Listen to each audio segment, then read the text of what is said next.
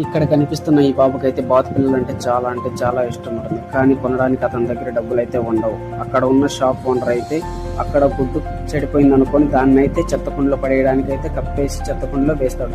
ఆ బాబు అప్పుడే తనకు సాయం చేస్తానని చెప్పి ఒక చీపకరతో చూసి అది చెత్తకుండ దగ్గరికి అయితే వెళ్ళి అక్కడ ఉన్న గుడ్డుని తీసుకొని తన పాకెట్లో అయితే పెట్టేసుకుంటాడు.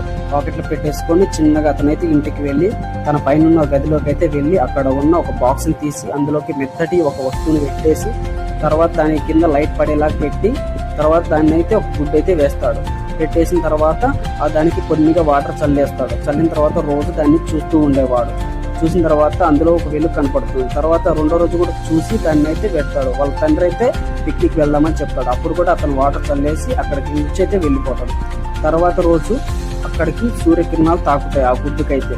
తాకిన తర్వాత అందులోంచి ఒక జీవం అనేది బయటకు వస్తుంది. అది కూడా ముక్కుతో పగలగొట్టుకొని చిన్నగా అంటే బయటికి వస్తూ ఉంటుంది. తర్వాత ఆ జీవి అయితే చిన్నగా బయటకు వచ్చేసి వెలుగునైతే చూస్తుంది. అది అక్కడ వెచ్చదనం దొరకడంతో అక్కడి నుంచి చిన్నగా ల్యాప్టాప్ నుంచి వెళ్తూ అలాగనే కింద పడిపోయి కింద నుంచి చిన్న ఒక జాకెట్ లాంటి ఒక దుస్తు మీదకైతే లోపలికి వెళ్ళేసి వెచ్చగా ఉందని చెప్పి అక్కడ పడుకుంటుంది.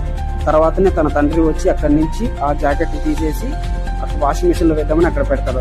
అది అందులో ఉండడం వల్ల దాని మీద ఇంకో బ్లాంకెట్ వేస్తాడు చూడకుండా ఉండడంతో. తర్వాత దాన్ని అయితే వేద్దాం అనుకుంటాడు. అప్పుడే అది బయటికి వచ్చేస్తూ ఉంటుంది. తర్వాత అక్కడి నుంచి చిన్నగా బయటికి అనేది వెళ్ళిపోతూ ఉంటుంది. అప్పుడు ఆ బాబు చూసి షాక్ అయిపోతాడు. ఇందులో ఉన్న గుడ్డు ఎక్కడికి వెళ్ళింది.